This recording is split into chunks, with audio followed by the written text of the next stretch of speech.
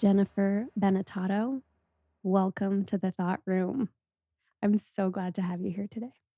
It is such a delight to be having this conversation with you.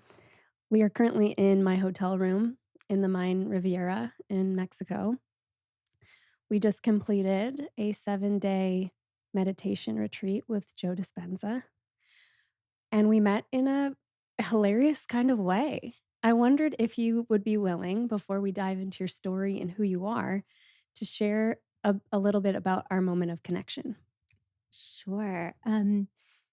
So for your listeners who don't get a chance to maybe see your beautiful face, Oh. Hallie has the most gorgeous hair. And I'd been admiring your haircut. It reminded me of a courageous move I made a number of years ago to cut my hair that short after um, decades of having long hair. And I was just drawn to share that with you. Yeah. And yeah, one day we ended up sitting next to each other, and Yeah. I just had to tell you. Yeah. And to move past that place where we sometimes will say, "Oh, that's too superficial," and we're in this deep spiritual place. Am I really going to be that girl who says, like, "I like your haircut"? Right. Right. And yeah, it's been quite an adventure Oh my since. gosh. Well, since then I feel like we've lived an entire friendship. But first of all, I need to shout out to my best friend, Danny Rain, who cut my hair. Thank you, Danny. I got so many compliments on the hair this week. It was really hilarious. I don't know if I shared this with you, but I started the first couple people that complimented my hair.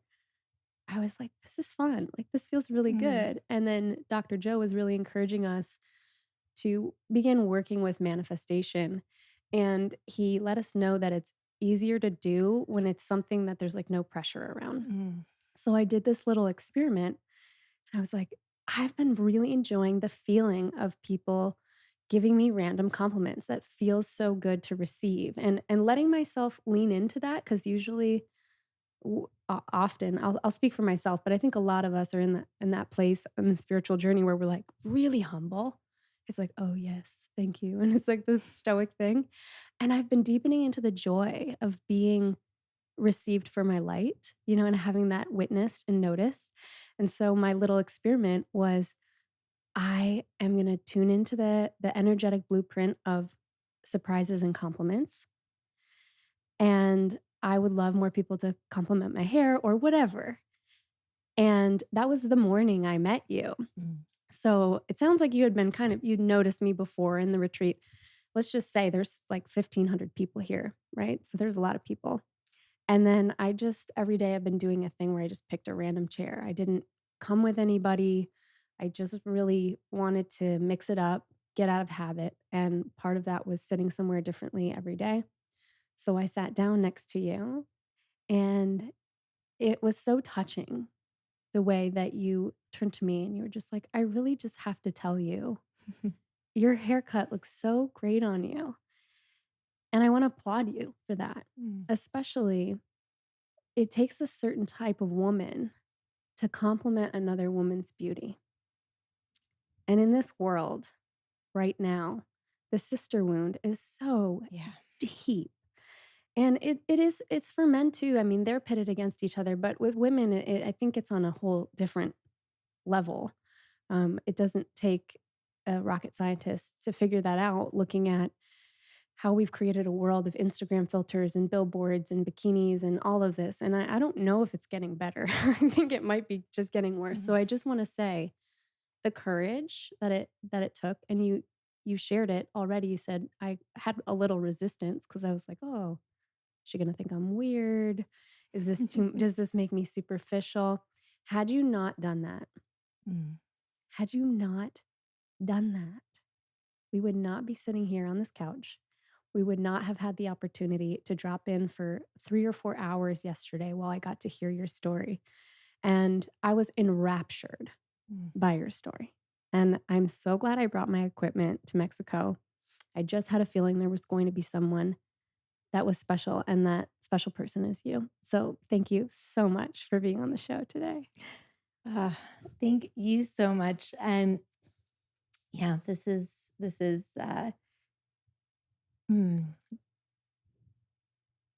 It sounds cheesy to be like it's a a bit of a dream come true, but I've been waiting for a moment to be able to have this experience. Yes. And for I guess those of you out there, this is my first time being on a Yeah. podcast, Yep. and I just can't even imagine a perfect place for this to be happening. Yeah. Well, thank you for saying yes to this, it being your first podcast. And I have no doubts that after this, you're gonna have to have help managing your your incoming, because after you tell your story, I'm quite confident, more people are going to want to share your message and your journey. And you're working on so many things right now. You're working on a book that details some of these stories. Thank goodness, because they are some of the juiciest things I've heard in a long time. And you're also working on launching a podcast. And at the end of the show, we'll give people links and information on where they can find you, where they can sign up for your newsletter. And I will put all that in the show notes too, so that people can follow along on your journey. So, you are a woman of so many talents and gifts. Why don't you talk about what your sort of educational background is, what currently your career is, and then we'll just see where that wants to spiral into as far as your story. Sure. Well, I guess moving from present time, right now, I work as an integrative psychotherapist. And so, what that means is that I bring a variety of different modalities together in the service of helping people, primarily women, with an experience of chronic illness, chronic pain, and an overlap of trauma to help them to heal themselves. And so, my formal training is that I am a licensed clinical social worker. I have a degree in dance movement therapy, but I'm also licensed as a massage therapist and have a lot of training in a variety of bodywork modalities, including cranial sacral therapy and somato emotional release, and also have a rich history of a variety of different yoga teacher trainings, and do some yoga therapy as well. And I've dabbled in some apprenticeships in herbalism. So it's a wide variety, some different energy medicine techniques. So I'm probably leaving some things out, but I'm just a collector of wisdom, and I really enjoy helping to bring some of these practices to the clients that I get to work with, so that they can find new and unique and very personal ways of healing. So, I love it. I love it. There's so much alignment between you and I with just the number of trainings you've done. Everything I would bring up, you're like, oh, yeah, mm, transcendental meditation. I did that when, how old were you when I was 7. you were 7 when you took your TM training, and then, I was talking about how I'm be getting my somatic experiencing, practitioner training, you're like, "Oh, yeah, I've been through that," and so it's just so refreshing, Mm, and I love the way that you, as a practitioner, are constantly educating yourself. That's something I am very passionate about. A lot of people reach a level that they would call mastery, and then they stop learning, mm, and this is very pervasive in the coaching industry too. It's like they'll become a coach, and then I believe if you're not continually learning, you're actually regressing, and so it's really important, and I'm so grateful for the breadth of wisdom that you're bringing to us today. You brought up your dance background too, and we didn't even mention you used to teach at NYU, right? mhm. Can you talk about the courses that you taught there and kind of a little bit about that experience, and then I wanna go back to your dance background. Yeah, sure. So, I've been on the faculty of NYU in the School of Social Work. And so for a number of years, I was teaching a lot of the core curriculum, both in the theory side and the practice side, in the graduate school. And so there, I had the privilege to work with new budding therapists to teach them. Just clinical practice skills, teaching them about human behavior and development, teaching the clinical diagnosis courses and some of the basics of psychopharmacology.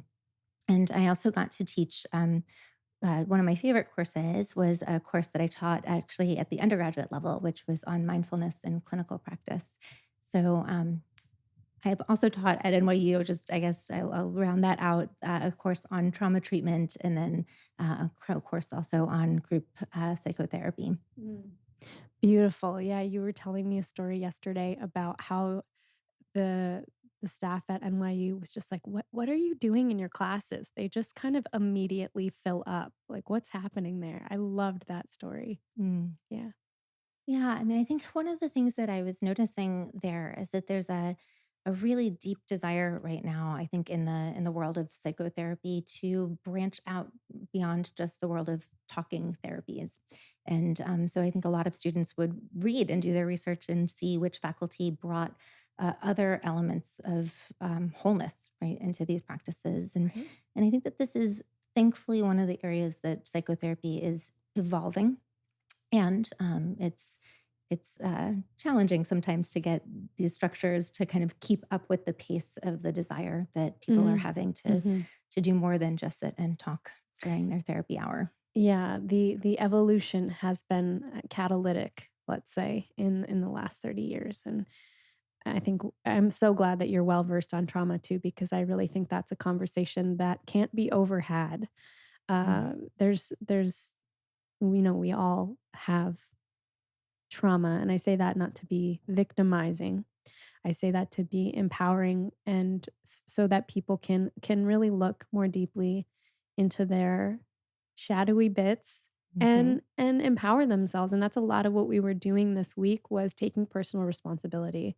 Did you find that as well? That was a message of Dr. Joe just over and over of, like, you are the only one getting in your own way?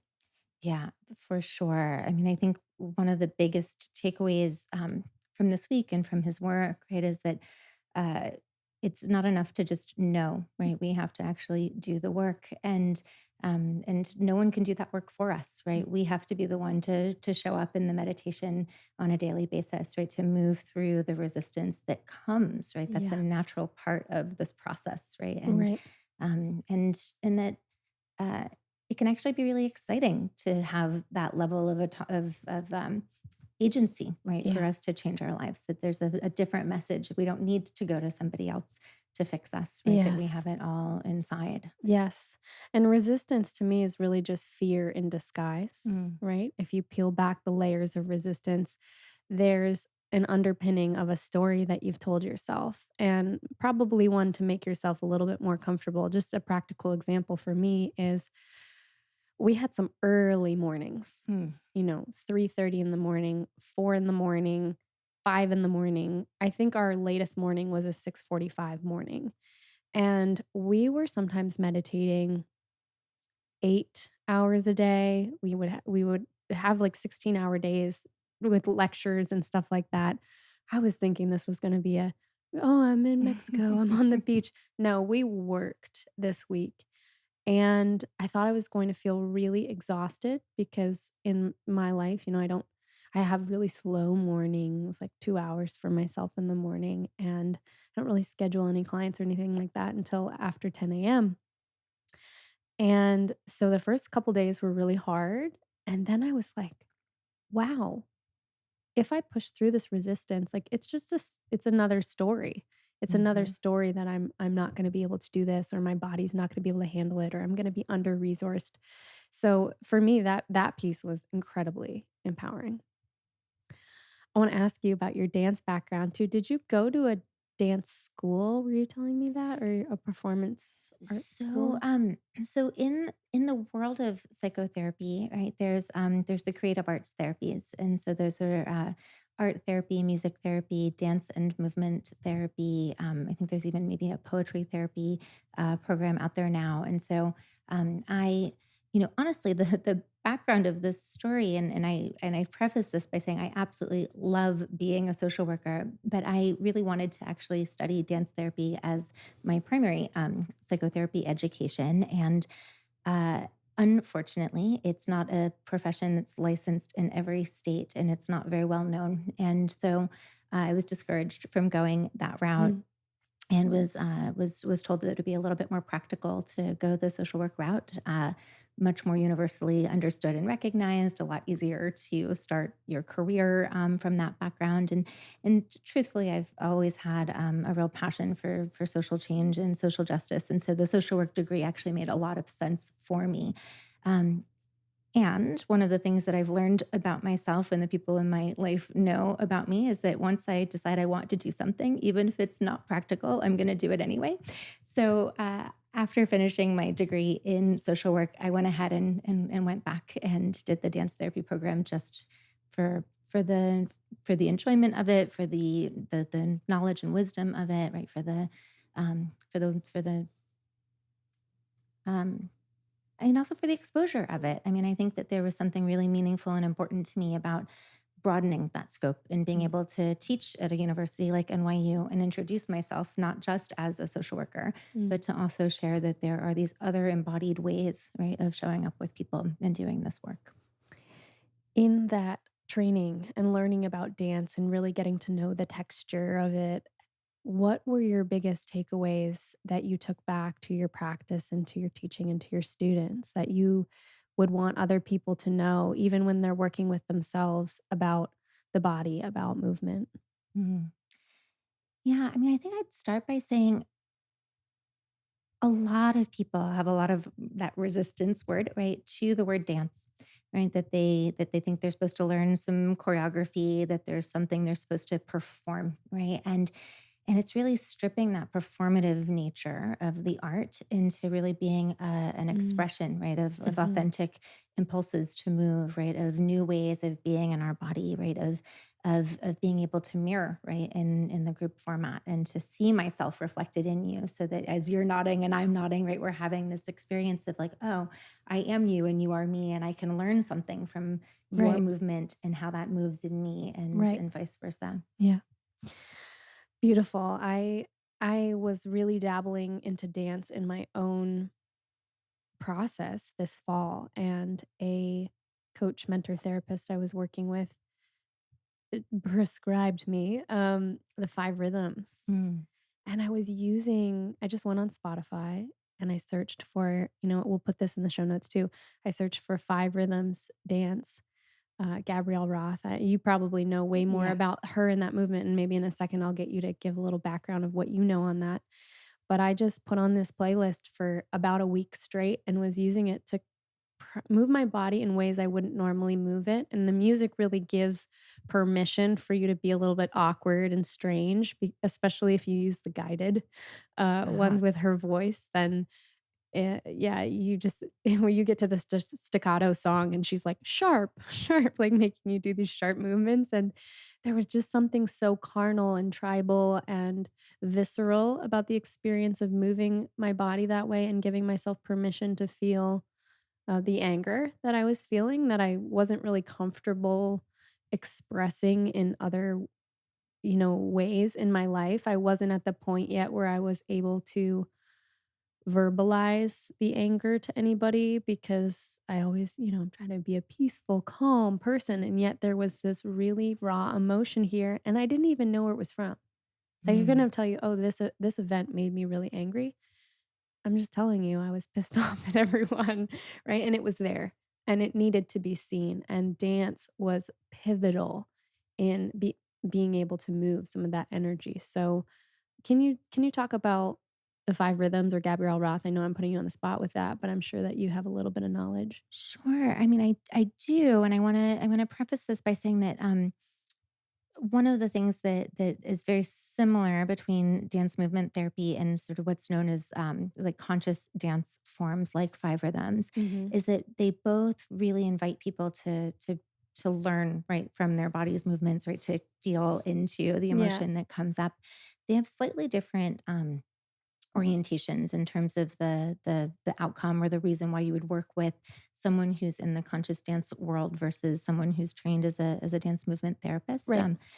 Those I might not need to go into those distinctions, but what I do want to say about that world is that um, you can learn so much, right, on your own, right, as your own witness in those spaces, which is a little bit different than working with a dance therapist who's trained to really look at your movement signature and to give you Mm. really specific feedback and Talk to about that a invite little you more. into Yeah. sure into sort of a deeper understanding of patterns that you may not be aware of.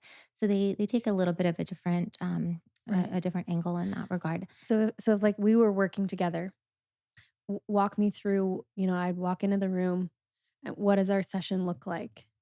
Oh my goodness. Well, it could look any number of ways. So there's one-on-one work, which can be really powerful. Often and sort of more traditionally, dance therapy is done in group, Mhm. and so that you get a chance to be in the process of being with other movers, right? Mm, Others mhm. in the room.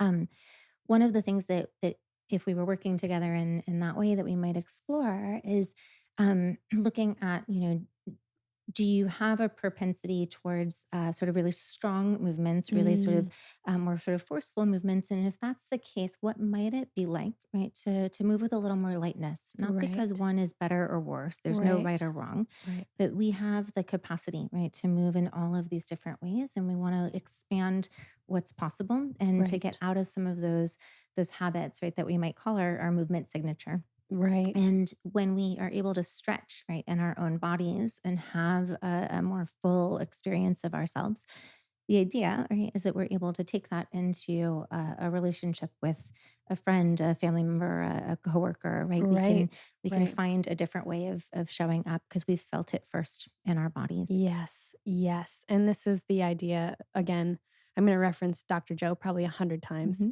in this interview, but, the idea of the body becoming the mind and or the mind following the body too, and how our like, when we entrain our bodies a certain way, habitual patterns, we just he was describing, you wake up in the morning, you think about the toilet, and then your body's already walking there. Like, Mm. and you think about putting the coffee on, and you're already in the act of it. So, creating coherence between our bodies and our minds. I've been doing this the last couple days, sitting out on the beach in meditation and just noticing my body. And I'm sitting there and I'm in lotus position. And then after a while of sitting, I've had this happen multiple times where a voice comes in and says, "It's safe for you to soften." Mm. And I feel the tension that I hold in my shoulders. That is sometimes my tight, masculine doer energy. And it's also this energy of protecting my heart, right? And how that manifests in the world is sort of this driven, cool, has it all together person. And the feminine side of me really wants to soften and really wants to surrender and really wants to open my heart. And here's my shoulders like up by my ears, rounded forward. Even in meditation, there's a subtlety there, but it's there. And I'll go, it's safe for you to soften. I'll feel my shoulders drop away from my ears and roll back. And what happens when I do that physically, my heart space Mm. literally opens up. It has to because I'm opening my rib cage forward. So I love this idea of the dance, and what you're saying really resonates with me as far as noticing the patterns in your body and what does it represent for you, and then how does that affect your life, and how has that emotional pattern been created, and do you still want it there, right? Yeah, no, exactly. I mean, I'll share with you, and you've possibly seen some of this already in me. But in these sort of movement signatures in this language, if we're playing with that, um, and I won't get into all of the nitty gritty, but my primary signature is what's called a punch. It's strong, quick, and direct. Huh. Right. And so that's that movement, right? I have a target. I move with strength and there's a quickness, right? There's a an ability to kind of move with that kind of an intention. Right. So for me, the practice becomes, well, how do I learn, right, to play in the opposite space, right, just for fun, Right. right? What is it like to take the more meandering path, right, rather Mm, than be in the mm, directness, right? What mm. is it like to find a little more lightness in my movement and in my interactions, right, Yeah. rather than be in that place of always my default of my strength. Right. What is it like to uh, find the slowness, Yeah. right, to take my time, Mhm. right, as a practice when Right. my natural inclination, right, and we bonded a little over our experience of being New Yorkers, Yeah. and Yeah. that I move with a lot of quickness, right? Yes. I've been Me too. trained to do that. It suits me in many ways. Yeah. But I think the takeaway in all of this is that we have the capacity to be all of these things in all of these different combinations, Yeah. and that there's no, again, right or wrong, right? But can we expand, right? Can we broaden our ability to experience more? Yeah. Yeah, totally.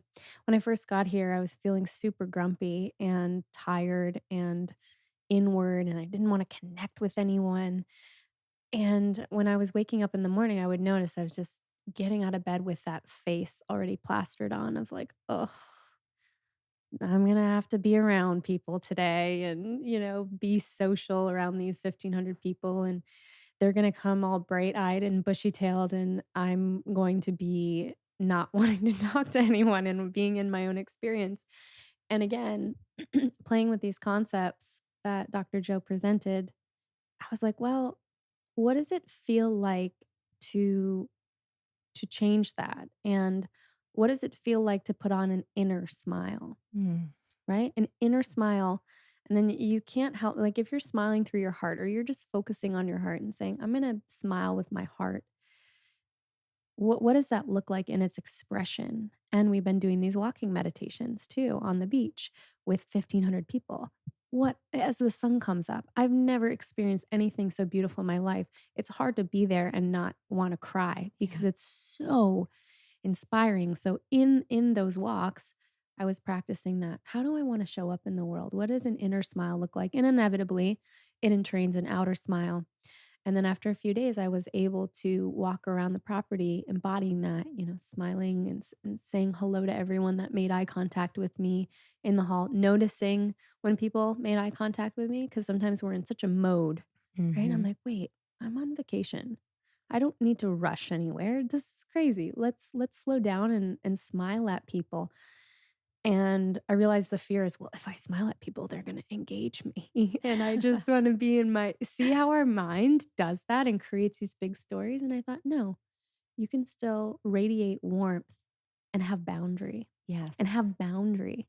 You don't have to engage. You don't have to, doesn't mean that you're welcome to have a conversation with me right now, but there's an acknowledgement of the other human beings in existence with you. And I think that's so, so important.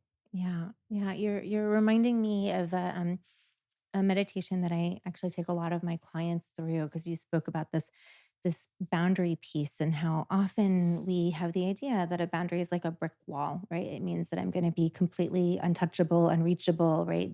Don't come near me, Right.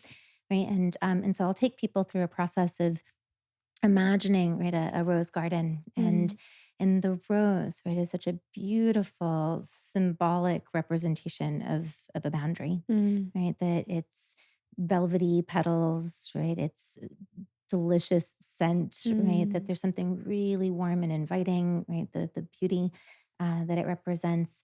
And yet, if we were to grab at a rose with force, right, there are those really protective thorns, right? Right. It's sending a really strong message, Yeah. right, that I have a boundary, and yet you Mm, can still come close, you can still admire mm, me, right? mm. But I get to decide, right? Yes. Yeah.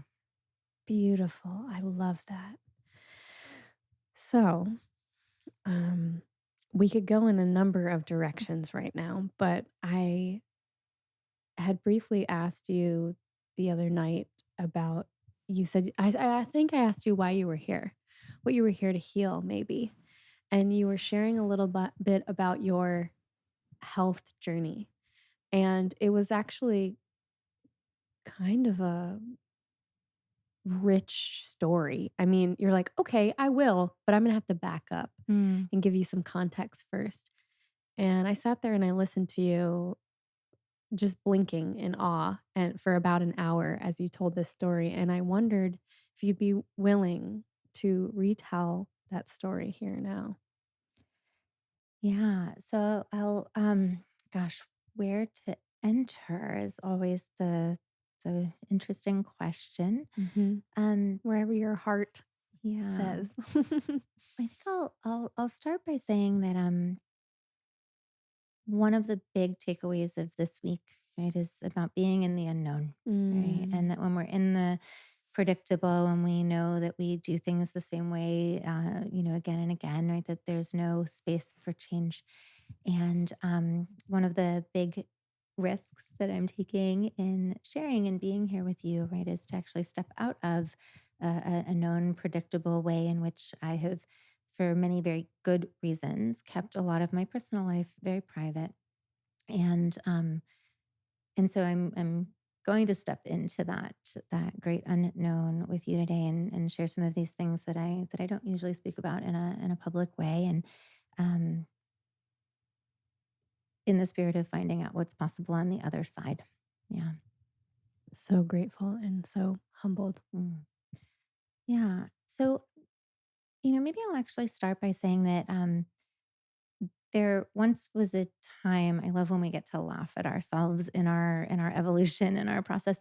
There was once a time where I found myself, doing all of this work with a very particular population of folks. I'd built this practice where I had most of my clients referred to me from, integrative doctors and nutritionists and folks who are working in the physical health realm. I'd had a background in actually working in an integrative primary care practice, and over time, my practice really became known as I worked with people who had this history of trauma and this overlapping sort of either non-diagnosed something going on in their body, right? A lot of autoimmune stuff, like things that um, didn't always have like sort of a name to it. And people will say, right, that we do the work or we learn the things that we need to heal in ourselves. And I used to say, no, no, that's not me at all.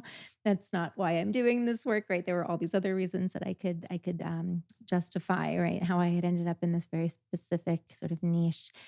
Um, and I do have my own story of living and in many cases thriving with some health challenges. And I'm even going to pause there and just reflect on something that Dr. Joe said this week around, a challenge gives us something to kind of get excited about, right? To be in a space of, oh, like, can I rise to meet that, right? As opposed to saying that I've got these health problems, right? There's not much to do with a problem, right? And so anyhow, when I was in graduate school, I'd been experiencing some health challenges, and as many people who've had any autoimmune stuff in their own lives can probably attest to, especially women, it took several years for anyone to figure out exactly what was going on with me. And one of the kind of ironies at that time is that I was a yoga teacher, I was a massage therapist, I was eating really well. All of my food was organic from a CSA. I was, very, very committed to my health. At that point in my life, I wasn't smoking, I wasn't drinking, right? I really thought I was taking very good care of me, and in many ways I was. And so my doctors found it really confusing when they would see my blood levels and it looked like I was malnourished. It didn't seem like I should have the capacity to walk up the stairs because of how little oxygen I was getting in my blood. And yet I was dancing regularly. I was running these groups. I was really active. And so for many people who've had a similar experience as mine, it can be even more challenging when you don't look sick, right? When you are radiant, when you are generally in a decent mood, right? That you almost have to uh, make things worse, right? To exaggerate how bad things are in order to get the attention that I needed. Yeah.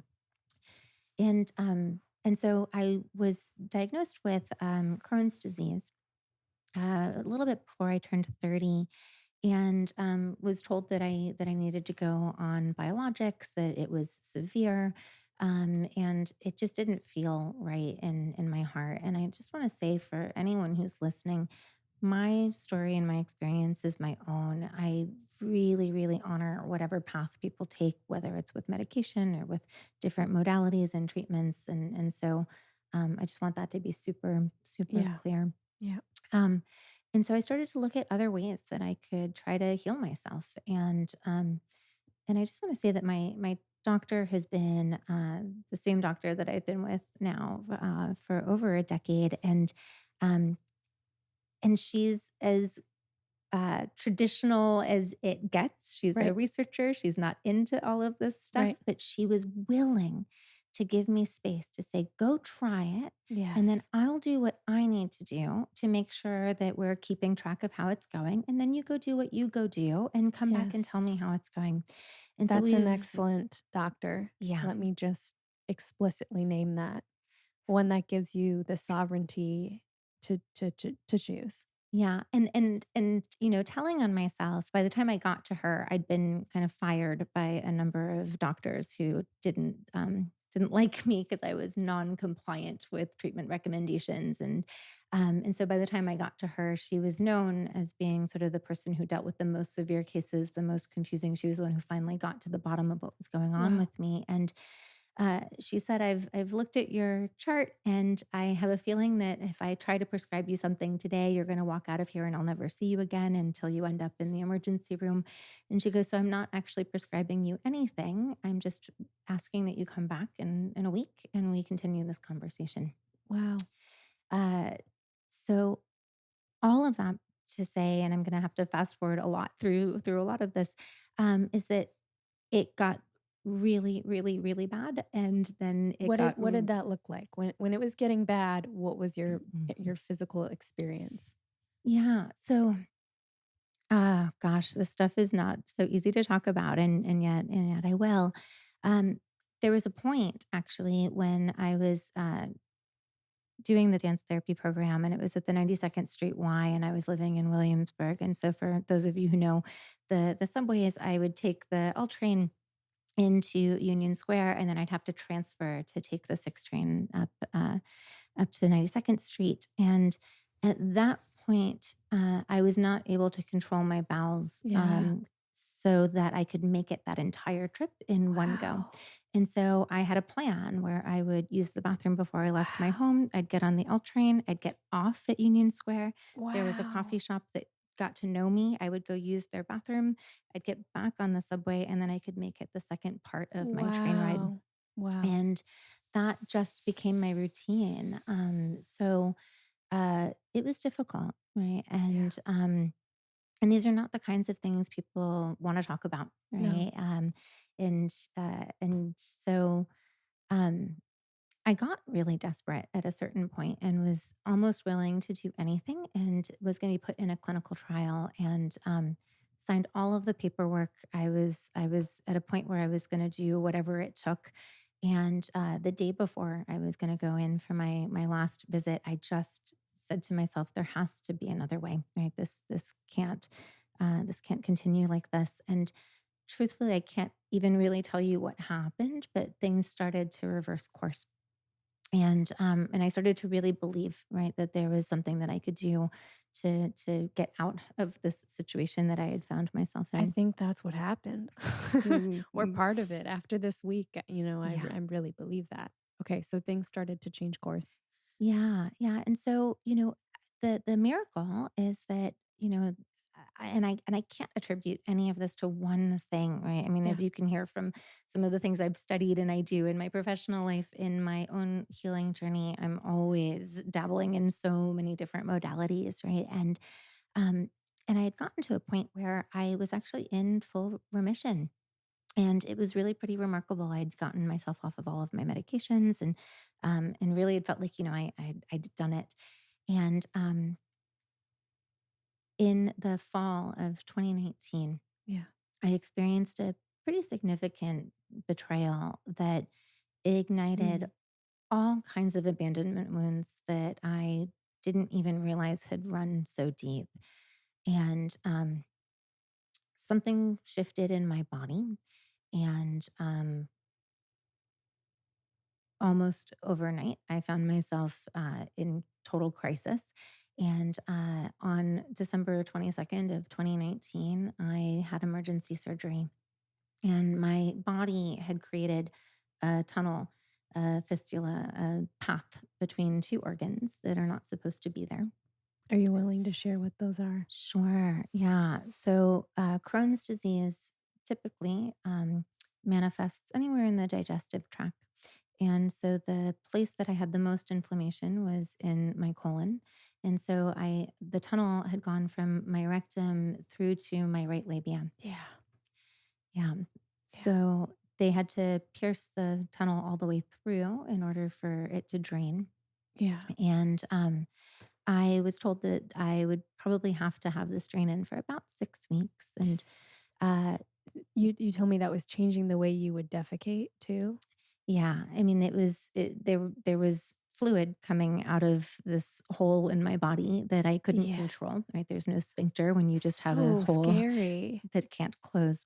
Right. That had to be so challenging and disrupting to your entire life. I mean, even socially, I'm just thinking about, I shared with you Mhm. when I had a sexual health hiccup. I don't know what year that was, 2017, how much shame I experienced when that happened. And that I didn't wanna tell I didn't even wanna talk to my friends or anything about it, and it wasn't a big deal. It was, like, something that just, goes away, but I was so ashamed that I started to fall into a deep depression, and I'm wondering for you, like, what was the mental, emotional impact of having this big change in your body? Yeah, yeah. Well, so, looking back at this time, it's kind of funny to tell this story because at that point, the idea of 6 weeks, right, felt like an eternity. Yeah.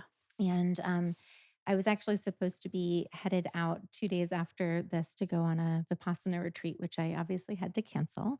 And I really moved into a pretty deep depression. I felt like, all of these things that I'd planned for and was looking forward to. It was time off between semesters. It was, time for me that I was looking to kind of regenerate. And here I was having to cancel all of my client sessions, not sure what was happening with my body. And one of the first things I ended up doing at that time, was I reached out to a colleague, doctor who does ketamine therapy, who I had sent several of my clients to at various points, and shared that I was in crisis. Yeah. And um, the pieces that we've been sharing before around sort of movement and being in my body, those have been right my safe haven, right? The place that I go when I need to kind of adjust my mood. And I had that taken from me during that time. Um, Was it painful to move at all? Yeah, I can imagine. This yeah. is like swollen. And can you explain what a fistula is for people that don't know? Yeah. So it's basically a tunnel that is Right. developed between any two organs that's not supposed to exist. And Right. so they can happen anywhere in the body. But that's just happens to be where the one that So developed in me. the tunnel developed first, and then they had to pierce through so the fluid could come out. Yeah. So it was already coming out in the wrong place. Right. But it was pooling in my right Yikes. labia. Yikes. Yikes. That had to be incredibly sensitive and painful. Yeah. I'm wincing just thinking about it. Okay. And then And then so yeah, I mean, so I think that, for the first time in a really long time, I felt like I was a patient, right? That it was an identity that I hadn't really held for a pretty significant number of years. Um, and another piece to this, and I know that we haven't gotten here, is the day that I went into this emergency surgery, when I came out and was in the recovery room, I was informed that Ram Dass, my spiritual teacher, had passed. yes. So there were a number of things that Whew. were happening What was simultaneously. that like, just getting that news at the end of this really already traumatic day? Yeah, I mean, he was someone who I otherwise would have wanted to reach out to for some comfort Right. Right.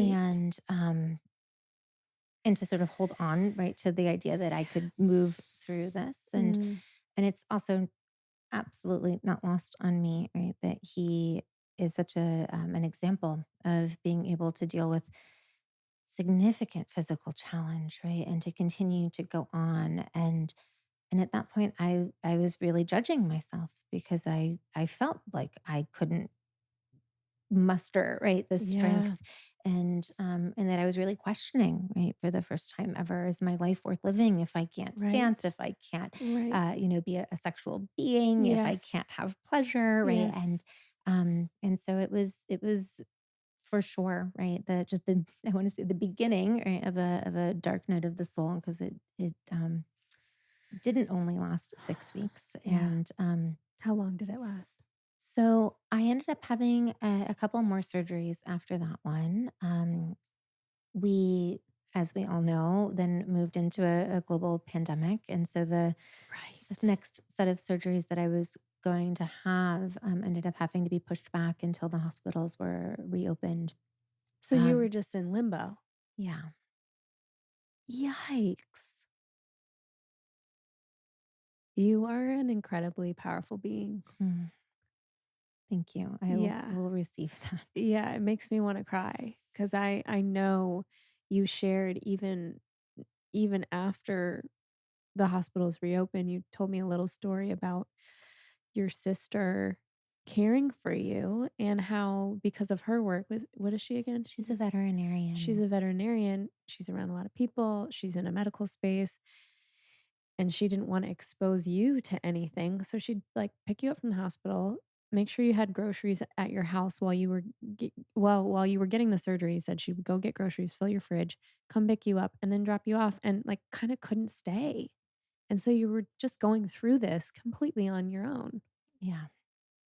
Yeah. It was I mean, I think, there's so much that can be said about this time that we've all been collectively living through, and I think, for me, I would say, as I looked back, like that 2020 was the hardest year of my life, and the pandemic was like the fly or the mosquito in the room on top of everything Yes. else, right? That Yes. it was there, but it was definitely not the most significant challenge that I was Totally. going through, Totally. and I think what made it really difficult was that many of us find that when we're going through challenges, it's hard to ask for help when other people are going through challenges. And Mhm. as the people in my circle were also challenged with their own health concerns or fears or Yeah. their own shift in work or in family dynamics and all of the things that we can speak to that have been happening in this sort of mental health crisis that we've been living through. um, I found that it was um, really a time just to go inside, and I received a lot of support. I absolutely brought in a whole host of healers to be part of my care team. Um, but I did it a bit more in quiet, right? There was something about this time for me that was about um, recognizing no one was going to come and save me. Right. And back to what we were exploring in Dr. Joe's work this week, right? That it was only me who was going to wake up and do the meditation in the morning and act as if my body was healed, right? No one could do that for me. And that I had to be the one to change my mood when I was feeling bad about myself, that I was in pain or things were difficult, right? And I want to also say, that I really believe that the full range of human emotions are valid and they're necessary and they're informative, right? And so I just have so much compassion and tenderness for those places in me that had days that just felt like I need to be in the woe is me of this, right? To be able to acknowledge like that this is a big deal and I'm Yes. allowed to grieve it. And Yes. yeah, and I can't stop there, right? That it's a place I can visit, but I can't move in. Can we unpack this a little Yeah. bit more than the nuance of feeling the feelings all the way through, but not falling a victim to them, but not spiritually bypassing them, right? So I Yes. really want to get into this. I think every single person listening can relate to an issue in their life that they feel kind of shitty about, Mhm. but they're trying to not feel shitty about, and they're maybe being a little hard on themselves about, and maybe looping back to thinking about that thing. So how do we get past something like that without just putting a fake smile on our faces, right? Because we're talking about that inner smile, and that could be interpreted like, well, wait, are they just talking about like faking until you make it sort of thing? Which I don't know. I mean, after this week, there's some merit to doing that and leading with the body and in training ourselves with these feelings. I'd love to get your perspective on all the subtleties of this topic. Wow, it's such a big topic. Yeah, I mean, I think one of the things that that sounds cliche, and there's a reason these cliches exist, right? And Dr. Joe speaks often about this, and that when we come to the other side, and the other side doesn't mean necessarily remission or no pain or no challenge, right? But when there's something on the other side that we can feel victorious, right, around. I know for me, right, I've arrived at that place if I wouldn't trade it for anything. Right. And that place, I think, can only be experienced authentically, Yeah. right? That there's nothing good that can come in my, I don't know, my estimation of pretending that we're grateful that the bad things, if we're calling them the bad things, have happened to us, right? Because that's often where we get stuck in that cycle of, why do I still feel this way? I'm supposed to feel differently. I'm Yes. trying to feel the gratitude, right? And when we're Right. not in that resonance or that alignment with it, right? I Right. think we just pile Mm. all of the shame and the guilt and all of those places. Yeah. And I see, even in my saying this here, right, that it can be a real confrontation to a lot of people, because we hear these stories where people will say, right, like, I'm so glad I had that. I mean, I'm calling it my initiation, right? Yeah. Like that Yeah. it taught me some of the most painful lessons, right? Now, would I wish any of this on anyone, for them to learn the things I learned on the other side? Absolutely not, right? Right. But if it was happening anyway, right? If I was led down this road uh, for any number of reasons that we can speculate, like that this showed up for me, right? The things I've learned about myself, right? The depths that I was forced, and I mean, and Yes. I did not go willingly a lot of Yeah. the time, right? To Uh-huh. go, right, were absolutely well worth it. Yeah. And when I used to hear people say things like this, when I was in those nights where I would, sometimes I would call my mom at 3 in the morning and I'd scare her half to death. And I'd go, I just can't. Is it ever going to go away? Am I ever going to get better? Yeah. And she can't answer that for me. I Right. mean, and of course, I mean, as a mother's love, right? And a mother's love is if we're fortunate to have that kind of experience, and it doesn't have to be our own mother, but that love, right, that wants for the healing to happen, right, like can be so healing. And right, there was often something so uncomfortable, right, about wanting the certainty, right, wanting someone to say, I'm gonna kiss it and make it better, right, I'm Right. gonna take this from you, Right. right. But it was always mine, right, to move Yes. through. Yes. I love what you're saying. This is another thing that I've been being with lately, especially I shared with you about my recent uncoupling. In fact, Judd and I were supposed to be on this trip together. And that idea of wanting somebody else to kiss it away and make it better, it's ultimately one of those cycles that enables us, right? So when I'm really in my darkness or my shadow, it's like, oh, I just want someone to take this away from me. But in sitting with it and in reflecting on it more and more and more, I realize that what I really want is for someone to remind me Yes.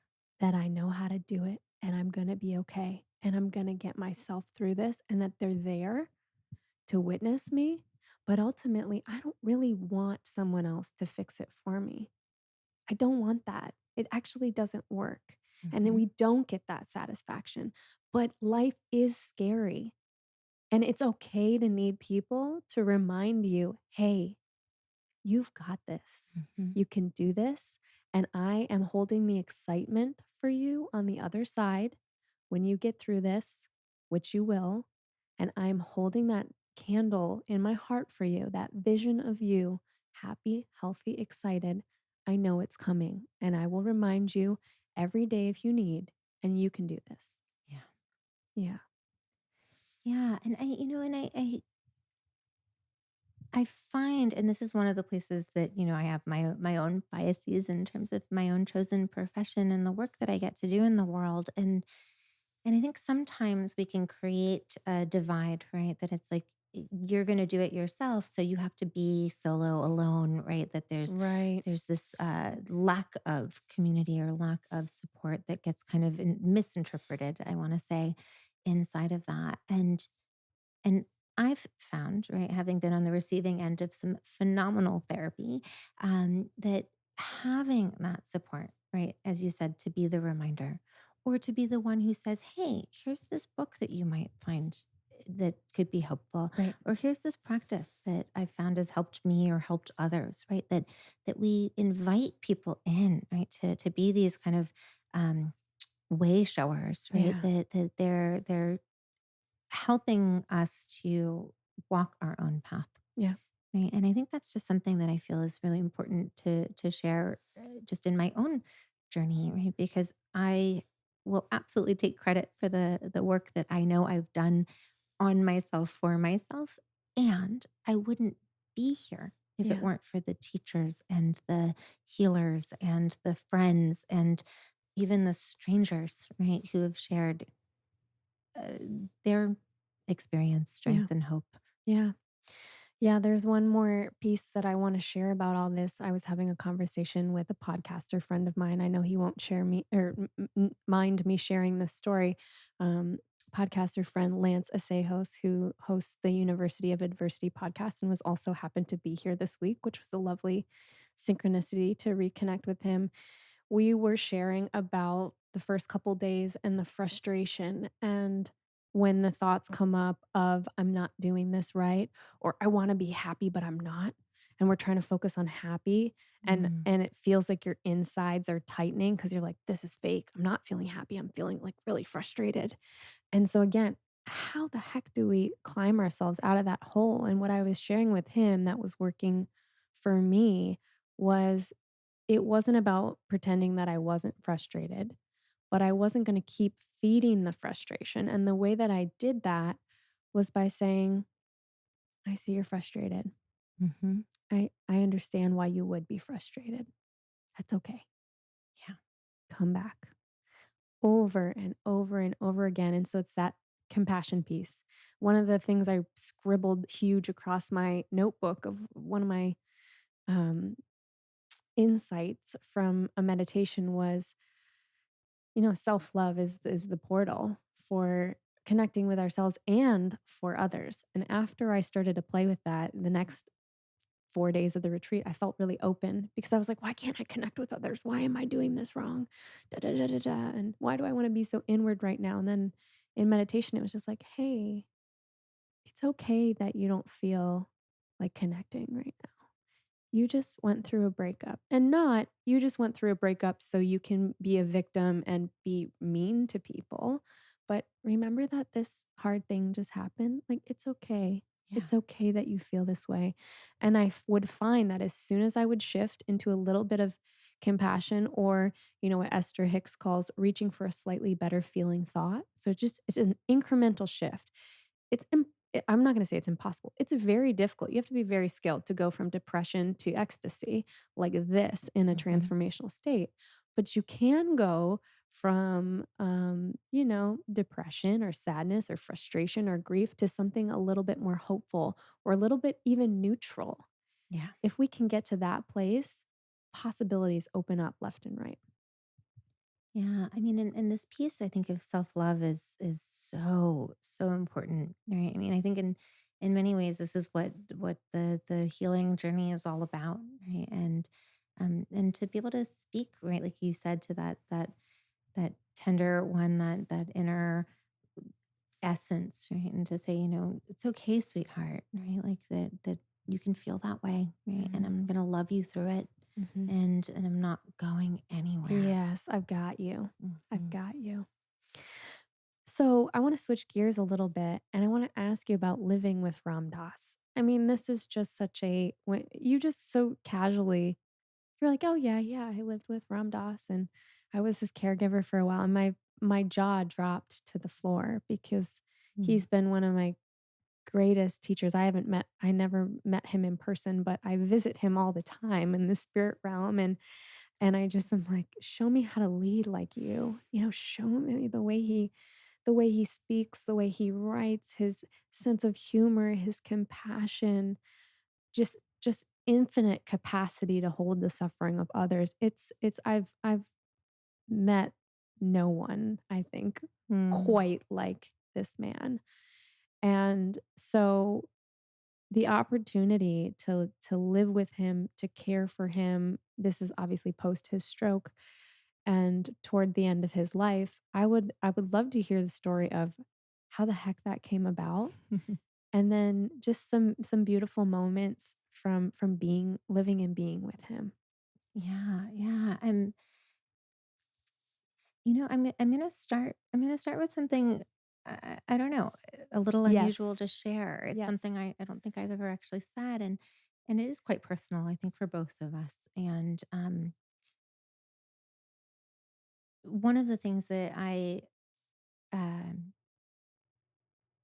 loved about him and his teaching around receiving care, right, and the challenges that he went through of having to have people to take care of him in so many hours of his day. Right. As someone who, I have to admit, right, has had my own periods of like, I can do it myself. I don't want any help. Right. Yep. I'm an independent woman. Right. Like I can find that place in myself, and to be sort of shown, right, what it is to receive, right, Yeah.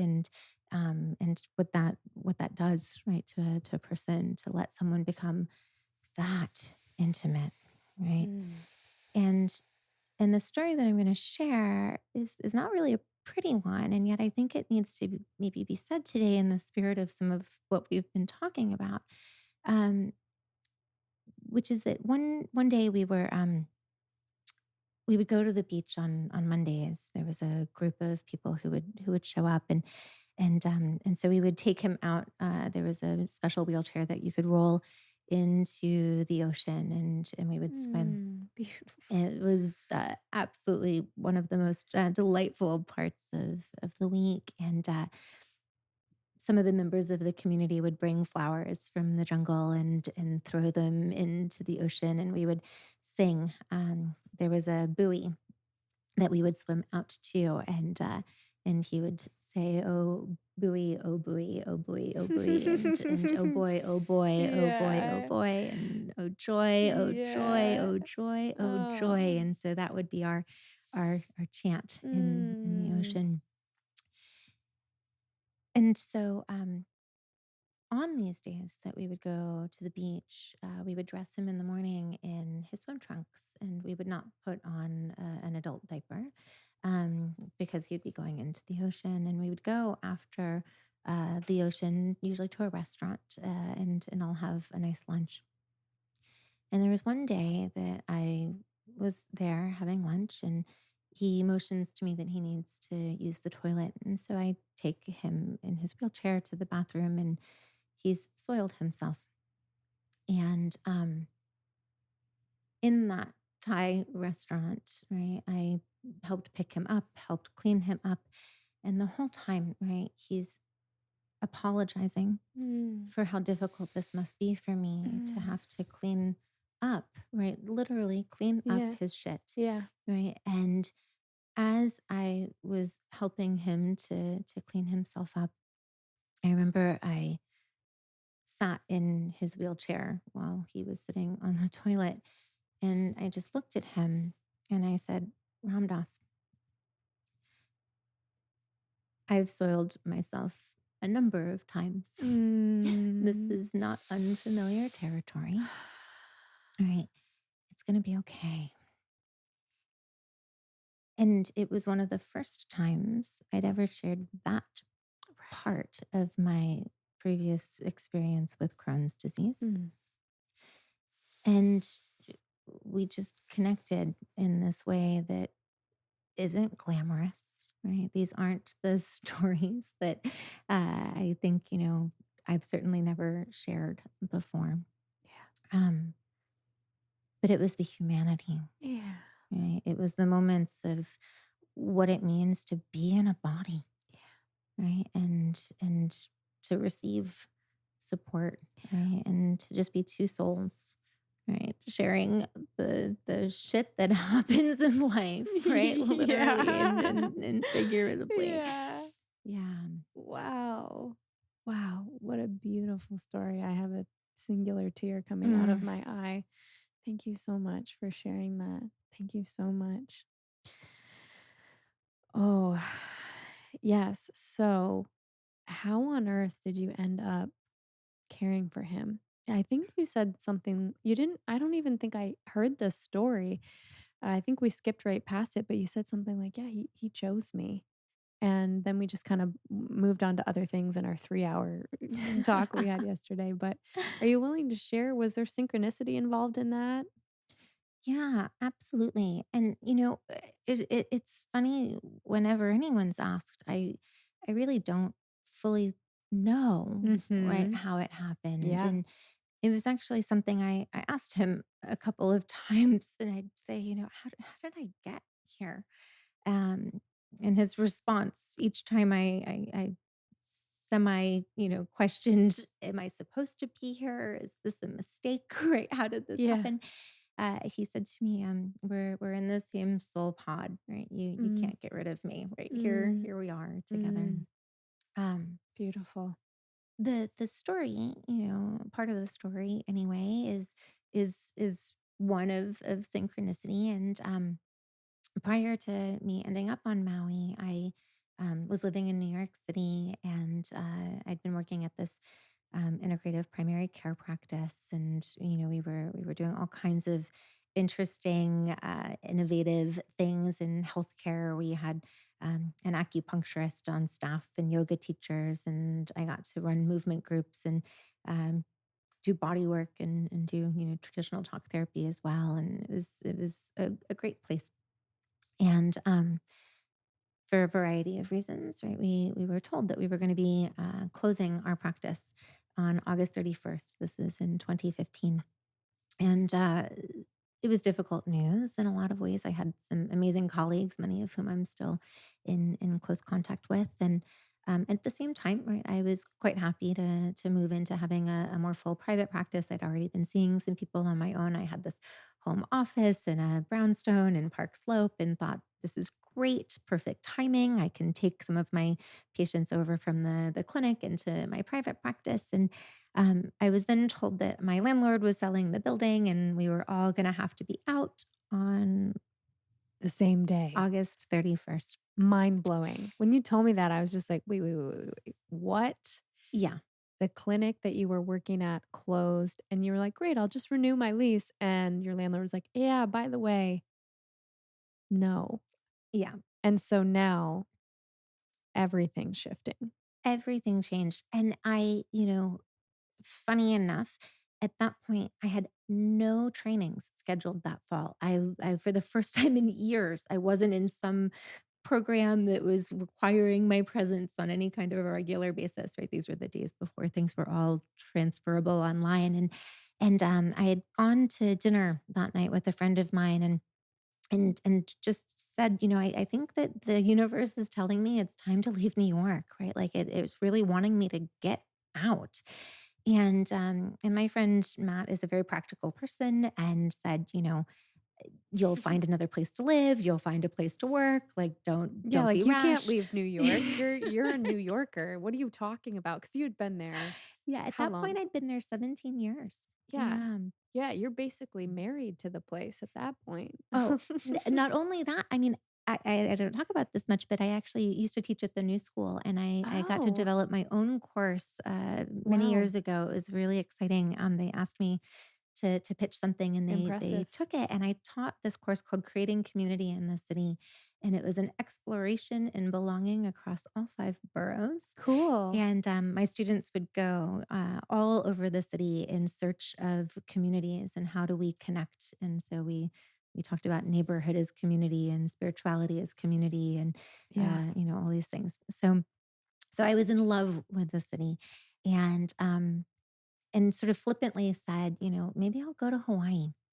And I think, as I said to you yesterday, I had a list in my phone of all of the places in the world that I was really excited to go to, and Hawaii wasn't on that list. Yeah. You just And blurted it it out just came like a out of my hiccup. mouth. Yeah.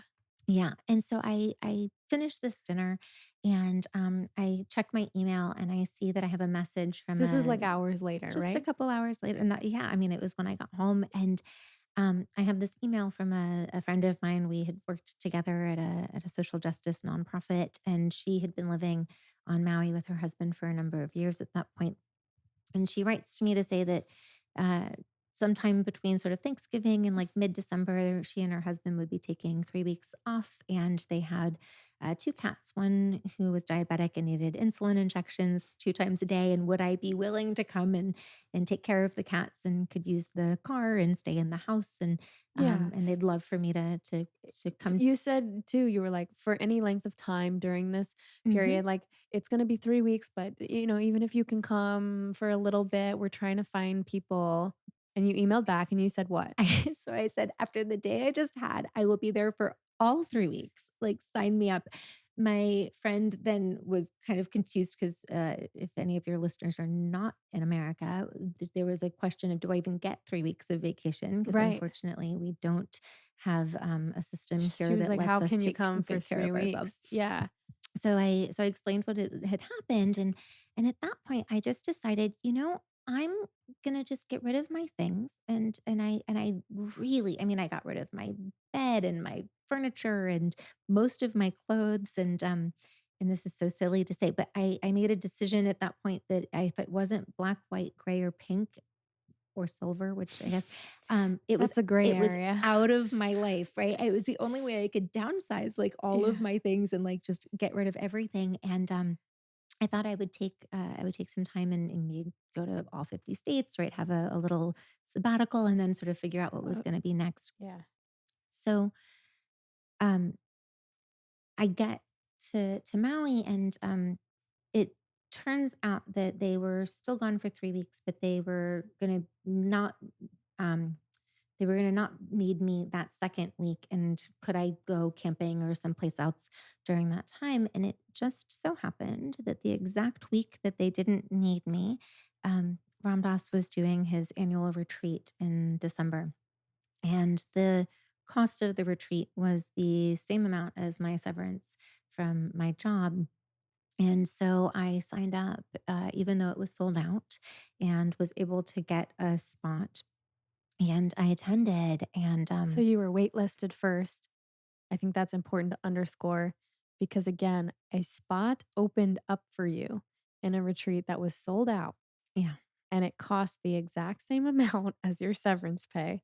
Okay. We're all following Oh, yeah. the way this unfolded. And then, And so it was at breakfast one morning, and kind of like the retreat we were just at, right? People gather and share and get to know one another. And I met a young man at breakfast who was sharing with me that he was interested in pursuing social work, and he wanted to learn about integrating yoga and spirituality. And I shared that this is what I, had been doing in my own practice. And I asked him, you're a young guy, and what are you doing here?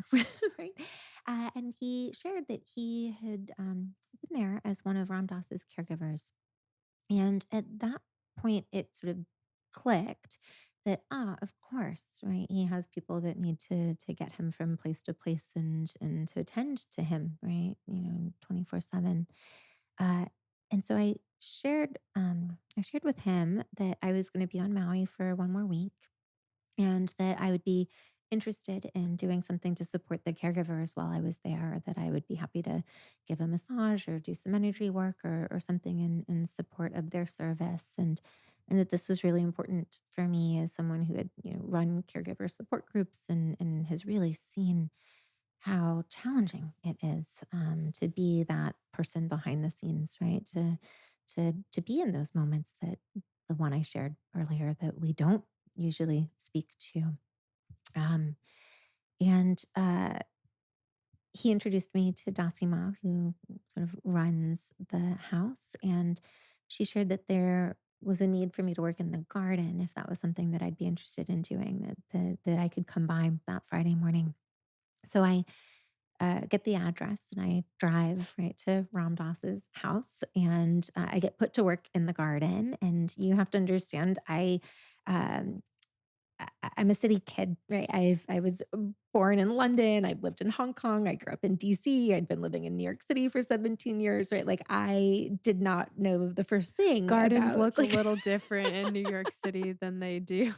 You have like a herb box of herbs on your right. barred windowsill, or there's like those fenced community gardens, and then you have this Maui garden in Ramdas's property that you're driving to. Little out of your element. Oh, completely out of my element. And yet, right, one of the things that the gardener, the head of the gardening said to me is he goes, "You're a natural." And I said, "Well, I don't know what I'm doing." And he goes, "Don't you realize that's the definition of a natural?" It's like, "Oh."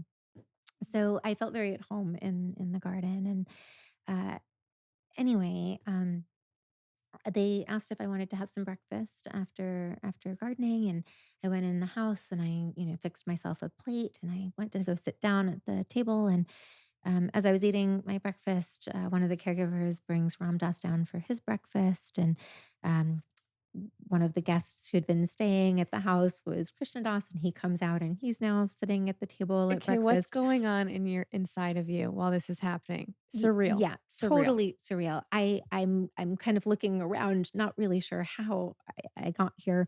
And um and I finished my eggs, and I washed my plate, and I go up to RD and I say to him, something like, it was a pleasure being able to go and spend some time in the garden this morning. And like I just said to you, I was like, I'm a city kid. I live in Brooklyn. I really don't know the first thing about jungle gardening. And I said to him, but what I have learned in life is that everything is impermanent. And if I fucked up anything out there, I'm pretty sure it's gonna grow back. At which point he just starts laughing, and he has this thing that he does when he laughs where he takes his hand and he smacks it Yeah, on his yeah, lap, yeah, and we're just giggling, right? yeah. And yeah, so at this point he Wow. looks around the room and he asks, who is Y this person? yeah. At which point everyone looks at each other and says, we have no We don't idea. know. Wow. Wow. Wow. Yeah. Yeah, you were drawn there. Mm. Wow. Wow. Yeah, it was Maharaji's grace.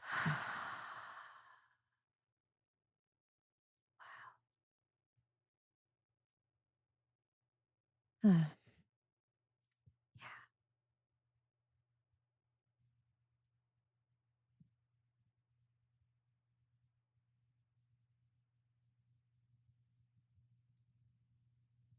so yeah, I mean the rest is history. I mean, I could certainly fill in the details. These are some of the stories that I'm putting in my book, Wow. to speak right to the ways in which, when we surrender control and we open Yeah. to the next thing in front of us, right, that we get what we need. Yeah. Wow. So powerful. I could not contain my tears at the end of that. Mm. That is miracle. That's how miracles work. That's how alignment works when you're listening deeply and you're just trusting and you're following and you're taking that beginner's mind and you're not trying to control things. It The universe brings you exactly where you need to be. And Yeah. it's so inspiring. The story is so inspiring. So at some point somebody asks you to stay on in a more permanent way and you accept. Yeah, yeah. So it was It was never permanent. I think that was the thing that was kind of interesting and different from the other folks who had been in this role. And at the time that I was there, there were two caregivers who'd been living there for quite some time and had not had a significant break. Right? It really was a pretty much round the clock kind of commitment.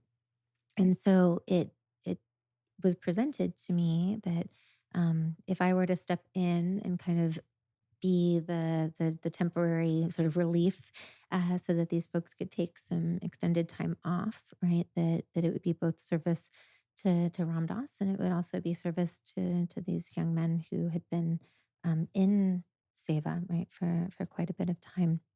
And so it was actually kind of the perfect way for me to sort of dip in, right, and to be in that role, right, with without it being sort of an ongoing, right, sort of long term commitment. Yeah.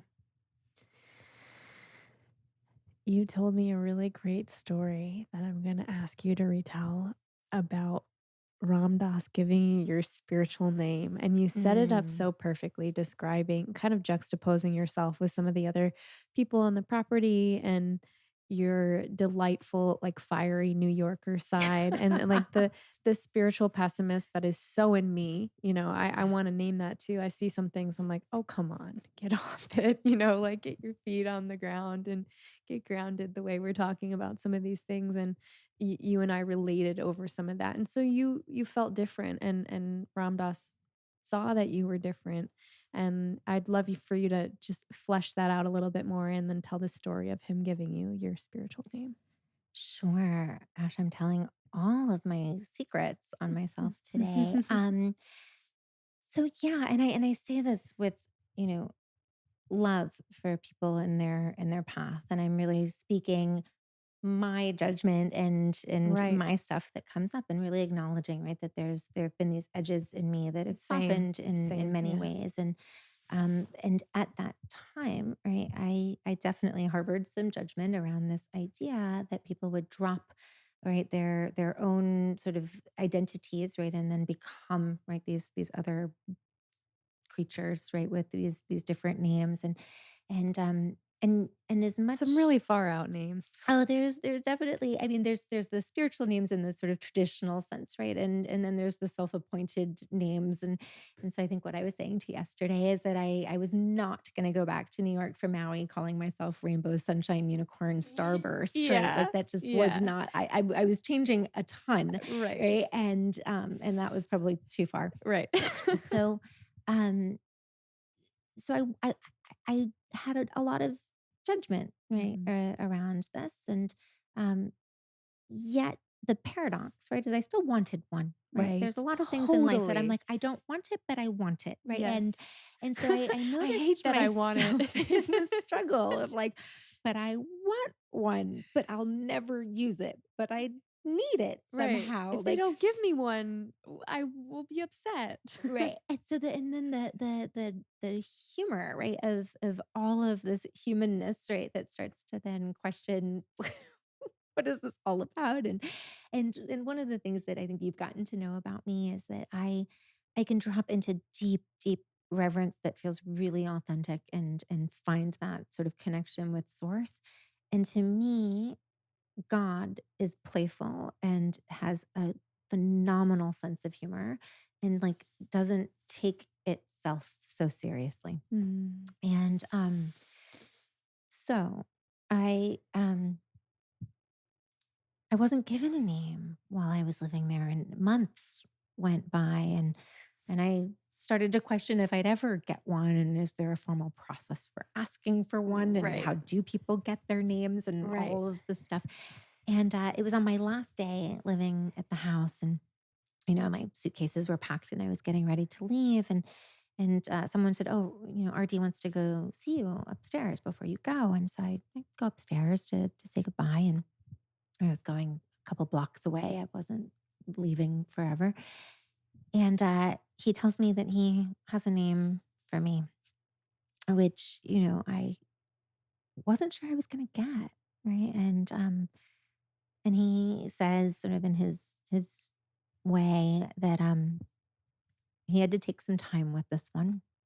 And he says, I'm giving you the name Ambika. And he says, I needed to search for a name that was a little less common because you're not the most usual of people. And so he said he couldn't call me one of the more traditional names like Durga or Sita or Lakshmi.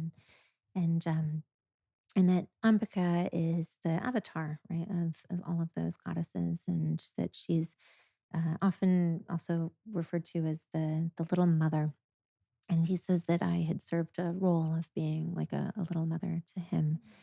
And he also shared that she's like the creator of the universe and that she has all this power, right? And um, in that moment, sort of felt like he was really inviting me to step into my own. And he shared that she exists in the Buddhist and the Hindu pantheon, and that I too have a difficult time making up my mind.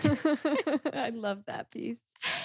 And then he says she has all these arms, right, that hold all of these tools in each of the hands, and that I too have all of these modalities, these tools that I use Mm, to help heal. yeah. And then he ends by saying, that is sweet and benevolent as she can be. If you piss her off, she'll chop your head off and drink your blood. Yeah. And then he gives You were like, me "He gets a me." look. Just a look with a long pause, I'm sure. Just a dramatic, long, sparkling eyed Yeah. pause. Yeah, beautiful. Yeah. And I have to say, you know, I don't know if I really ever felt so seen. Tell me about that. In there was something in that exchange that allowed me to really receive, that he got a chance to see all of these facets of me, Yeah. right? That I didn't show up always in the costume Mhm. of, like we said earlier, right? I'm just going to smile and I'm going to always be happy and everything's bliss because isn't it supposed to be? Because I'm living at Ram Dass's house, right? Like Right. that we encountered one another outside of the projection, Yeah. outside of the facade, right? That we really got to be, soul to soul, Yeah. and that he witnessed the places in me that are maybe a little rough and edgy and that, my ego still kind of likes and sometimes Yeah. holds on to. And Yeah. but he also saw, right, that tender part of me that I don't always know if is like seen in that way. He saw it all and he loved it all and he Mhm. named it. Yeah. Yeah. Beautiful. And then you told me that you were not going to adopt this spiritual name as your real name, and it was just kind of there, and you had it. And then you decided to eventually do something rather unique with that name. Will you talk about that? Yeah, sure. So I don't know for a fact, but I might be the first person who's ever trademarked their spiritual name, Yeah. which I told him about as soon as I did it. And so he was well aware, right, that this was the evolution of this gift, right, that he gave Mm. me. And so what I ended up doing actually with this name is that I made it an acronym.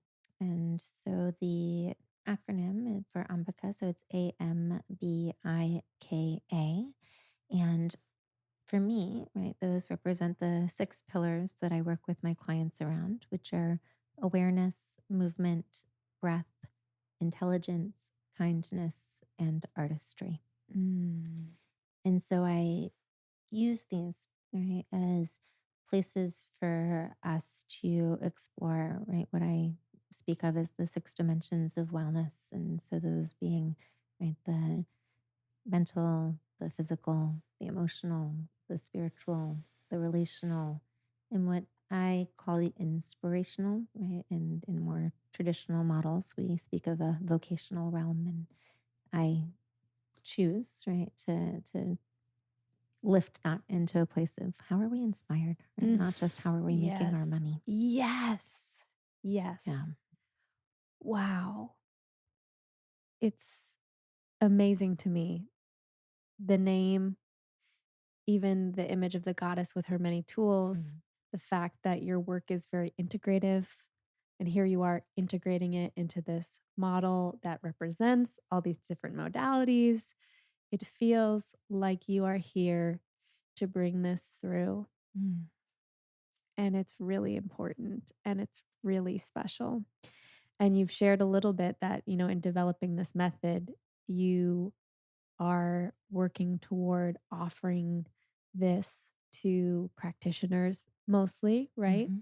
Mhm. Will you speak a little bit more about what that vision, that dream is looking like?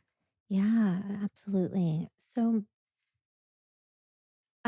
until fairly recently, I used this method, right? This way of working just with my private clients, and one of the things that's really occurred to me, especially now, is that we need to evolve, right, in our way of looking at what is health, right, what is well-being, and that it's not enough, right, to just focus on one of these dimensions, right, and as we were talking about earlier in the world of mental health and this desire that I really felt brewing in my students at NYU to say there's got to be more, right, than just talking therapies, right. I want to include, right, all of these other aspects of self, and so I have begun to start training, right, some therapists and even some beginning therapists, which is so exciting, to begin to experience, right, their clients as these more holistic beings, right, to inquire at that first meeting, right, not just what's going on for you in terms of like the problem, right,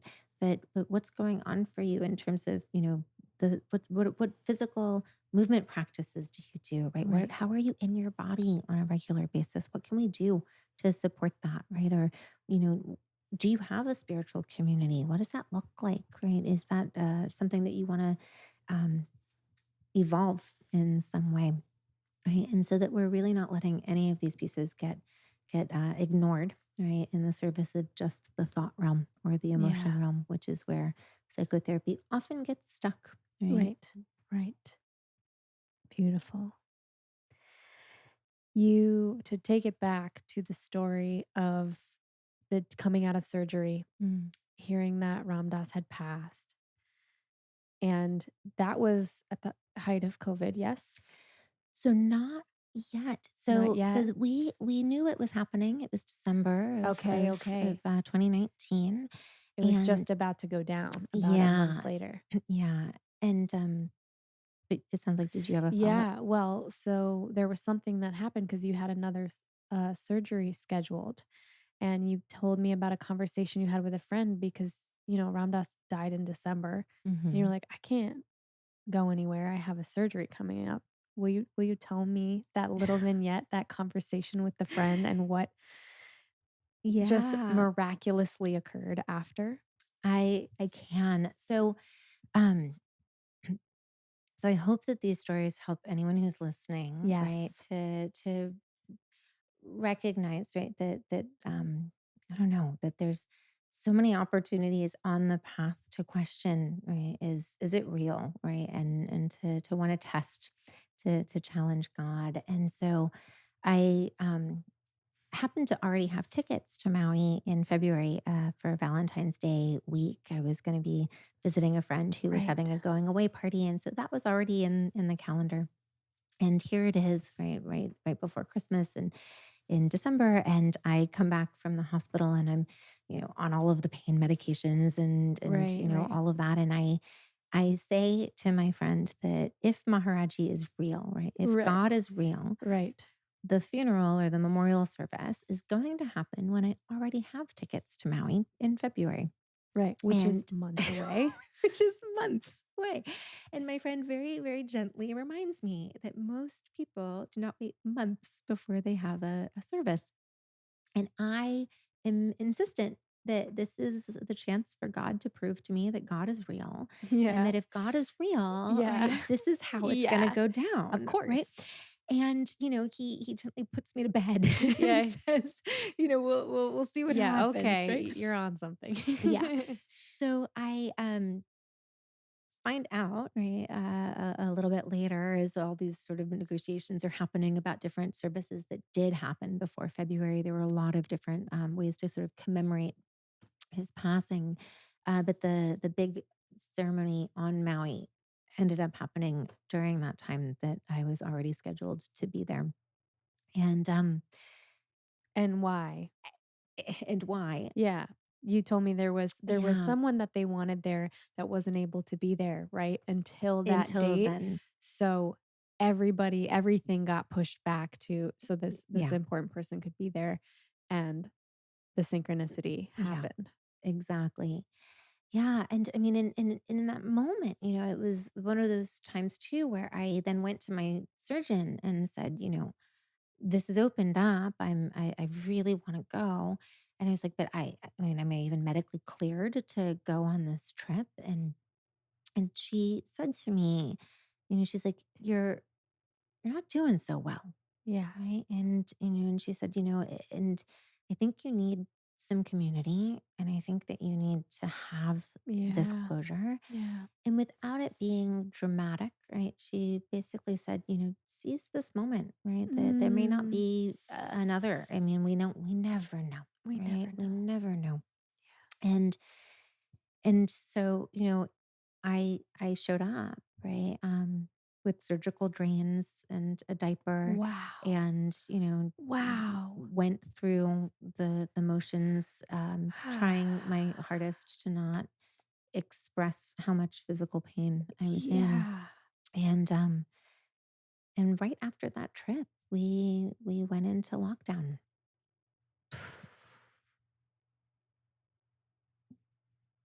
Yeah. This is a heavy year. Mm. I have so much respect for you. So much. I can feel. Mm. I can feel what all of that would be like at once. Yeah. Thank you.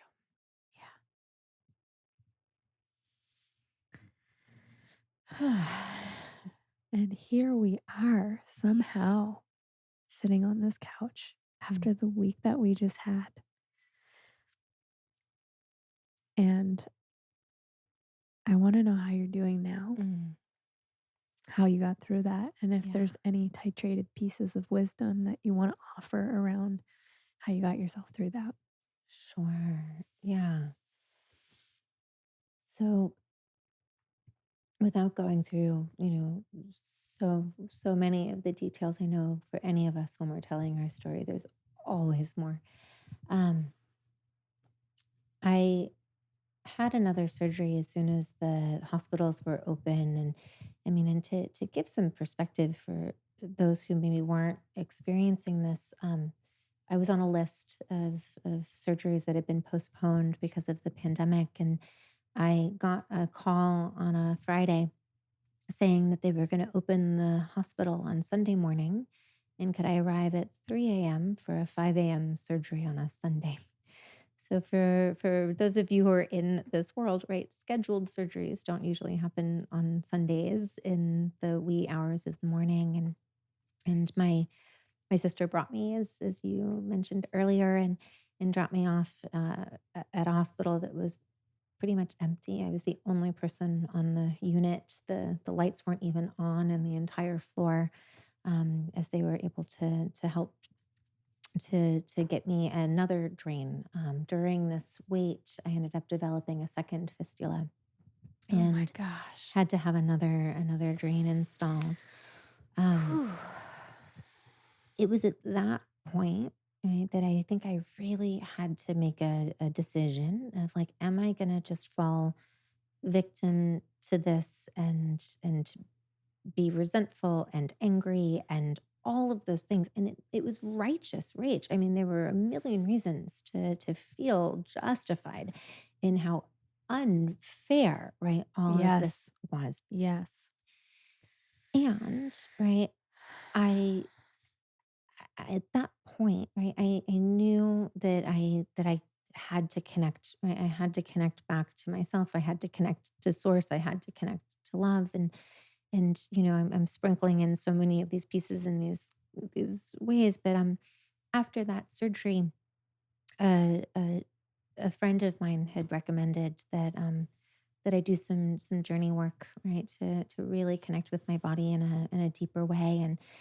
And at that point, right, I mean, I think we've all probably at different levels had that element of desperation where it's like, I will try, anything, Yes.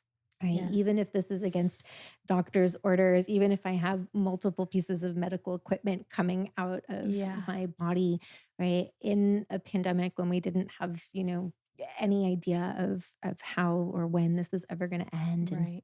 And so a friend was able to create beautiful, beautiful ritual sacred space for me to have a deep, deep psychedelic journey to really dive into what was the meaning and the message of this healing, right, that I Right. was undergoing. And from that point, and I don't want to oversimplify it because it was so many things, Yeah. right? But at that point, I think I I I don't even really know how to explain it, but like I was shown, right, that I absolutely could and would find my way through Yeah. this experience. Yeah. And I want to say, there was one more surgery after this. I promise for your listeners, we're almost on the other side, right? And things sometimes do get worse before they get Yes. better. And I can't understand it and explain it to you. I mean, and it's so scary when you're in that place because every part of my body was crying out with like, am I making the wrong choices? Am I doing the right treatments? Yes. And You're my in the intuition is unknown. is Yes. is in complete contradiction sometimes to my medical team. And and I stayed the course. And sometimes I think what these healing paths do is they also put the right people in our path, right? And I really think this is important because I absolutely needed those surgeons to help support me, right, with heroic medicines, right, to get me on the other side. And so I ended up being introduced through my doctor to a specialist who is one of the few people in the world who can do a particular sort of more experimental surgery. And he sat down and very pragmatically, as many surgeons are, says to me, we can do this thing. It maybe has a 12 to 20% chance of making any kind of a difference. If it 12 to 20%. Mhm. Wow. And he says, and if it doesn't work, we just put the drains back in and you just live like you've been living for the rest of your life. Oh my gosh. And so at this point, I look back at that original 6 weeks when I thought that the world was coming to an end. And I'm thinking, wait, now we're at the rest of my life. Like, Right. I thought 6 weeks was unbearable. We're now a year and change into this thing. Mm. And I went for it. And an an angel in my life helped me to organize groups of eight. I had been instructed by my breathwork teachers to read this book, The Power of Eight. The power And of 8. yeah, and with the idea being that if we concentrate our energy in groups Right. of eight or more, Right. at a specific time with a clear target, a clear intention, that Yes. it is more potent than 1,000 people at different times during the day without Mhm. that same focus, right? That same energy in the Right. field. And so, uh, people in my community who I hadn't seen in person at this point in over a year signed up on Excel spreadsheets to take different times where they would form these groups of eight. And so on the day of my surgery and for 7 days after, at 7 a.m., at noon, and at Wow. 7 p.m., I had at least eight angels spending 10 Wow. minutes focusing all of their healing energy in my Wow. direction. Mhm. Wow. Yeah. And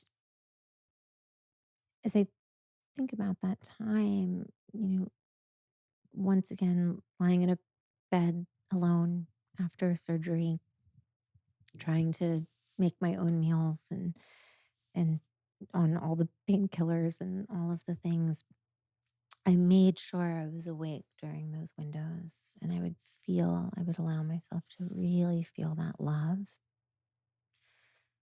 And it clicked, right? That love really is what heals. It really is. And so as we kind of come to this time that we've been spending together, right? These coherence healings, right? These Yes. these spaces where we get to change the field, right? Where we Yes. get to radiate our hearts, right? Where we get to be like Ram Dass said, right? That loving awareness. Yes. Yeah, that is the most potent medicine. Wow. So Mm. I'm assuming the surgery was successful. So the surgery was beyond successful. And all of my care team has been shocked, right, by how Hmm. well I have recovered. And Wow. um, and I will say I'm not 100% there yet. There's Hmm. still some challenges, Yeah, right? But of they're not course. problems. Yes. And since we've been sharing all of the less than glamorous bits, right? It's been about it would be a year in March since I've had to wear a diaper. And Clapping for you. I like I know things I never thought I would be sharing with the world Celebrating, and celebrating. celebrating. And can I tell you, when the draining just stopped, I didn't really believe it at first, right? I mean, that there's something where you can imagine we get habituated, right? We can get Yes, habituated to being to our suffering. in these places. Yeah, you come to expect it, and then, of course, Hmm. it comes. Yeah, Yeah. yeah. Wow. And so yeah, so I'm in a much better place. And as Yes. I said earlier, right, I can truly say, right, that the things that came from this journey, right, I wouldn't trade for anything in the world. You are a firsthand example of a successful coherence healing. Mm, I didn't get to hear this part of your story, and I'm baffled over here because I'm reflecting on our week, and for anybody who doesn't know what a coherence healing is, the idea is exactly what you described. It's synchronizing our intention, our awareness, our heart fields, and sending out because, of course, our entire body is made up of electrical particles. I'm going to butcher the science on this, but we have this electromagnetic field mhm. that's measurable, right? It's measurable. And when we're in the space of love or gratitude, these feelings, they have a very powerful electromagnetic signature. It's palpable. And when groups gather together, and Dr. Joe explained the science of this, and I'll probably do another episode where I get more into the details as I integrate my notes, but he talked about these standing waves that occur. Yeah. So, right when you get groups of people that are all focused with the same intention, radiating love out of their hearts, the waves that can't be seen with the eye are creating these larger amplitudes, right? They're magnifying each other to create more powerful energy. It's like we're all sending fireballs with our hearts, and then it's turning into this really giant radiant sun that's focused over a person. Mm. It's great that you're bringing up this book, The Power of Eight, because how many people were in each, we call them cages, like each little pod Yeah. of people during these coherence healings. There were 8 chairs. So there Yeah. were 8 healers surrounding one healee, and I don't know how many groups were in that room. We had 1,500 people. So you divide that by 9 people. There was a lot of groups in that, conference center, and that was some of the wildest stuff I've ever Mm. experienced. I mean, I have never seen such profound shifts, immediate shifts, emotional releases. It was nothing like I'd ever seen before. It was ceremonial. It Yeah. was beautiful. We had people this week getting up out of wheelchairs and walking on the beach, you know?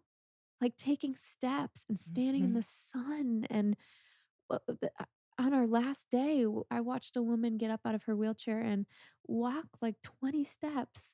And I mean, her legs are so weak and atrophied. I was literally amazed that she was even able to walk that far. And of course, there was someone there standing to support her should she fall, but she was just Yeah.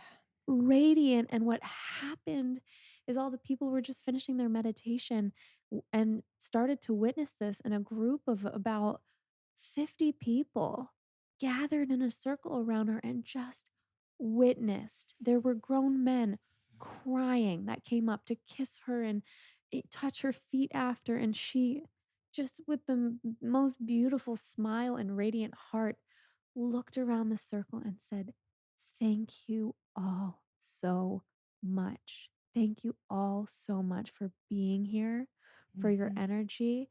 She's like, "I am healing. I am healing. And my gift back to you is going to be an inspiration for others." Ah, It was so emotional and so gorgeous to witness. yeah. Quite a special week we've had. Indeed.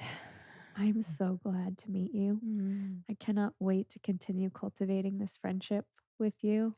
Same I'm here. really, really excited for the alignment that's here and to celebrate you and to witness you stepping into your offerings more and your podcast and your book. And when those things come out, please let us know so that we can continue to sing your praises and celebrate you and let the world know about the work that you're doing. I'm so honored to have you. This has been such an adventure of stepping into the unknown with you. And my prayer is that anything that I've said, right, touches one Yes. person and can be that inspiration. Yeah. Yeah. Mm. So congratulations on your first podcast interview. I'd say you did pretty well, and, I would love to know how if there's someone listening who wants to support your work, learn more about your work, find you, if you have any links you can give us right now, areas to find you, and ways to stay updated about your work, I'd love for you to offer those now. Sure. So you can find information about me at www.jenniferbenetato.com, which you'll have spelled out for I everybody, I'm will. sure, in the show notes. And then if you want to know more about the Ambika method, that's ambicamethod.com. Beautiful. Thank you so much, Jennifer. It's Oh, been such a pleasure. thank you. Mhm. What a delight.